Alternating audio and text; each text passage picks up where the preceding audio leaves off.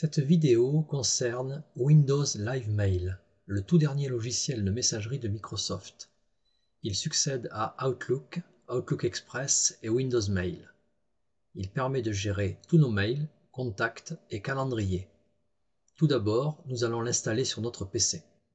Pour installer Windows Live Mail, j'ai besoin d'une connexion Internet et d'accéder à la page Google.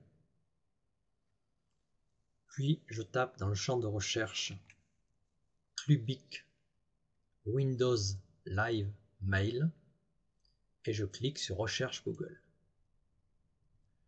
Je clique sur la première ligne des résultats. Je suis dans la page Clubic de téléchargement et je clique en bas dans le rectangle rouge sur Télécharger. Je clique dans le rectangle rouge au milieu de l'écran sur Lancer le téléchargement. Une fenêtre me propose d'enregistrer le fichier, je clique dessus. Je double-clique dans le petit fichier qui vient d'être téléchargé et je demande à ce qu'il soit exécuté. Je ferme Google. Voici la page de téléchargement de la suite Windows Live.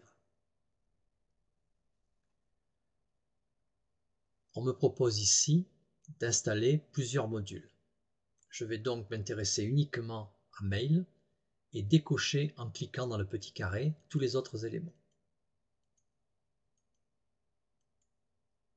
Lorsqu'il n'y a plus que Mail qui est coché, j'appuie en bas sur le bouton Installer. Cette installation peut durer une dizaine de minutes. Puis, la fenêtre est remplacée par une fenêtre de publicité où l'on vous propose de rajouter des éléments de Microsoft. Aucun ne m'intéressant, je décoche en cliquant sur les petits rectangles pour qu'il n'y ait aucun élément sélectionné et j'appuie en bas sur le bouton Continuer. Voilà, l'installation de Windows Live Mail est maintenant terminée.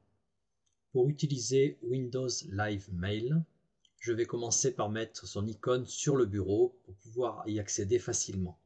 J'ouvre en bas le bouton rond Menu démarrer, puis tous les programmes et le menu Windows Live. Voici l'accès à Windows Live Mail. Je le fais glisser sur le bureau et je le place sous les autres éléments. Pour y accéder, je n'ai plus donc qu'à double-cliquer sur ce nouvel icône qui est sur le bureau.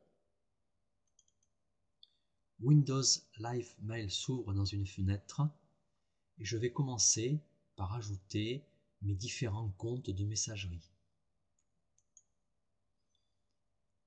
Ici, je saisis mes adresses mail que j'ai créées précédemment auprès de mon fournisseur d'accès ou bien par exemple auprès de Gmail. Je rajoute pc3.biblio@gmail.com, le mot de passe associé. Je laisse cocher mémoriser le mot de passe et je saisis le nom que verront les destinataires de mes mails. Puis bouton suivant. Terminé. OK. Ma fenêtre est maintenant partagée en trois parties. La partie gauche me permet, par le filtre, de voir tous les messages ou uniquement les messages non lus. Je peux aussi voir uniquement les messages d'un compte de messagerie et je peux atteindre en bas mon courrier, le calendrier ou mes contacts. La partie centrale me permet de sélectionner un message ou l'autre. Les messages en gras étant les messages non lus. Lorsque je sélectionne un message, dans la partie droite, je vois le contenu du message.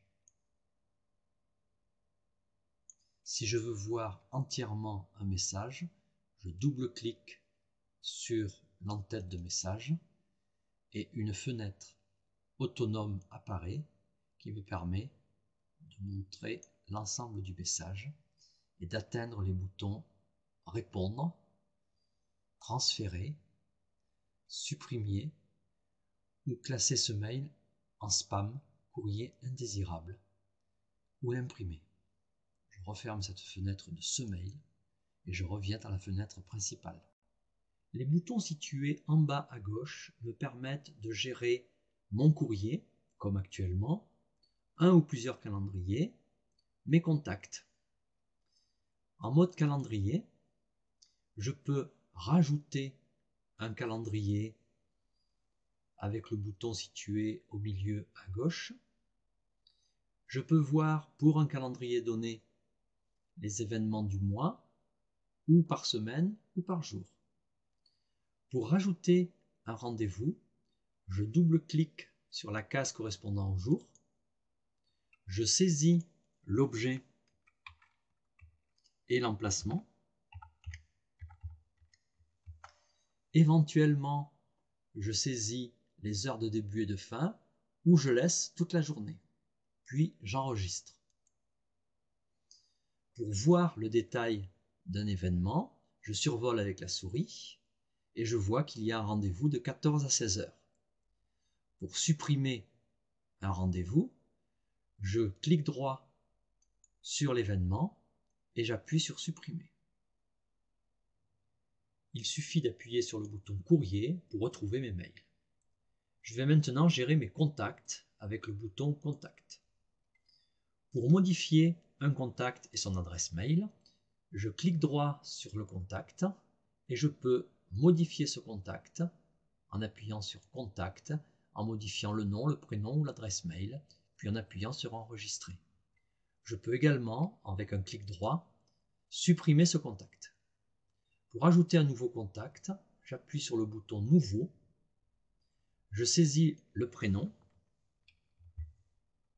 le nom et surtout l'adresse exacte mail.